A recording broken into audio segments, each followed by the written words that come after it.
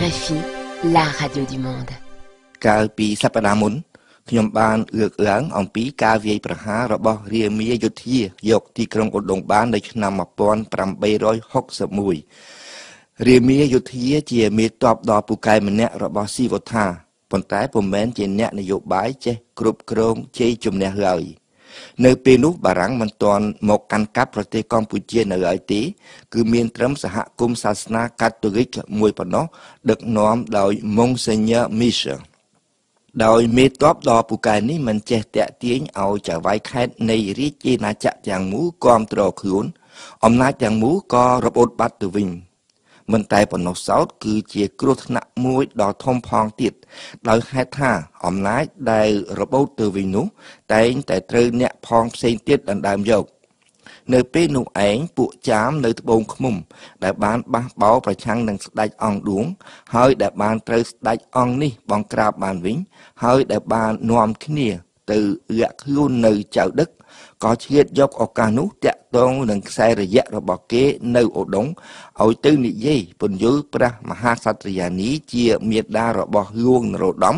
ព្រមទាំងនាម៉ឺនស្ដេចថាត្រូវតែនាំគ្នាការពារហ្លួងនរោត្តមទប់ទល់នឹងរាមាយុទ្ធា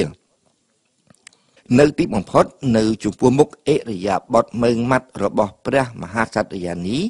ដែលបានហៅរាមាយុទ្ធាឲ្យមកគាល់ហើយស្ដីបន្ទោសចោទថាជាអំពើក្បត់មេបះបោររូបនេះដែលនៅខ្លាចបារមីព្រះរាជានៅហើយក៏នាំកងទ័ពចេញពីឧដុង្គធ្វើដំណើរឆ្ពោះទៅភ្នំពេញវិញបាត់ទៅនេះជារឿងដែលរកយល់សឹងមិនបានព្រោះមិនដឹងជាយ៉ាងដូចមិនដេចបានជាព្រះអង្គម្ចាស់ស៊ីវត្ថាមិនដឹកនាំការវាយយកឧដុង្គដោយផ្ទាល់បើគ្មានមេដឹកនាំនយោបាយទេកងទ័ពក្រឹងតែជាចៅព្រៃប៉ុណ្ណោះនៅក្នុងន័យនេះរាមាយុទ្ធាគ្មានច្រកឯណាទៀតក្រៅពីដកថយទេព្រោះពួកចៅហ្វាយខេត្តអាចនឹងវាយក្តោបមកវិញម្យ៉ាងទៀតសៀមគេច្បាស់ជាមិនបណ្ដោយឲ្យរាមាយុទ្ធាយកអំណាចទេរីឯពួកអ្នកផ្សព្វផ្សាយសាសនាកាតូលិកនៅពេលនោះមានម៉ុងសេញ័រមីសជាដើមសុទ្ធសឹងតែជាអ្នកការពារហ្លួងនរោត្តមផងទៀតពេលនោះបារាំងមិនទាន់ទាំងមានកងទ័ពនៅស្រុកខ្មែរផងគឺមានត្រឹមអ្នកបាញ់កាណុងមួយក្រុមតូចសម្រាប់ការពារវិហាររបស់ពួកគេតែប៉ុណ្ណោះព្រោះតែខ្លាចកាណុងនេះរាមាយុទ្ធាចាញ់សម្រិតរហូតដល់ថ្នាក់សុកចិត្តបង់ប្រាក់ដល់សន្ធឹកសន្ធាប់សងជំងឺចិត្តដល់ពួកអ្នកទាំងនោះទៀតផងគឺសងប្រាក់ថ្លៃខូចខាតវិហារនៅពញាឬដែលពួកគេបានបំផ្លាញចោលកាលពីពេលមុននោះបន្តមកពួករាមាយុទ្ធាធ្វើសកម្មភាពបះបោរទៀតនៅតាមជាយដែនភាគខាងត្បូងប៉ុន្តែធ្វើការវាយរុកចូលជ្រៅមិនបានសោះចៅហ្វាយខេត្តត្បូងឃ្មុំធ្វើការទប់ទល់វិញដោយឥតរួញរានៅពេលនោះដោយហ្លួងនរោត្តមពុំមានវត្តមាននៅក្នុងស្រុក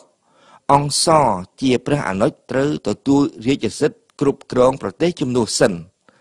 អង្គសបញ្ជាឲ្យទាហានបារាំង5នាក់ដែលការពារវិហារកាតូលិកឲ្យដឹកនាំកងទ័ពជើងទឹកទៅចាប់មេបះបោររាមាយុទ្ធាដោយដឹងថាទាហានបារាំងធ្វើសហការរាមាយុទ្ធាក៏ដកកងទ័ពរត់បាត់ទៅកាលបើបានដឹងរឿងនេះហ្លួងនរោត្តមដែលគង់នៅទីក្រុងបាងកកក៏កើតក្តីបារម្ភខ្លាចក្រែងអង្គសដណ្ដើមរាជក្រោយមកទើបដឹងថាមិនមែនដូច្នេះទេហើយបែរជាមានការមិនទៅសង្ស័យទៅលើព្រះអង្គម្ចាស់ស៊ីសុវត្ថិវិញនៅចំពោះមុខភាពមិនច្បាស់លាស់នេះម៉ុងសេញ័រមីសក៏សរសេរសម្បត្តិទៅស្ដេចសៀមសុំកប៉ៅមួយដឹកហ្លួងនរោត្តមមកភ្នំពេញវិញហើយថែមទាំងសុំឲ្យកងទ័ពសៀមមួយចំនួនចូលមកស្រុកខ្មែរតាមខេត្តបាត់ដំបងទៀតផងហ្លួងនរោត្តមមកដល់ទីក្រុងឧដុង្គវិញនៅខែមីនាឆ្នាំ1862ប៉ុន្តែសៀមឲ្យតែកប៉ៅជូនមកប៉ុណ្ណោះគឺមិនហ៊ានបញ្ជូនកងទ័ពមកទេរីឯម៉ុងសេញ័រមីសវិញបានត្រូវអាជ្ញាធរបារាំងនៅកូសាំងស៊ីនបន្ទោសយ៉ាងខ្លាំងព្រោះមិនគិតពឹងបារាំងដែលនៅជិតបង្កើយ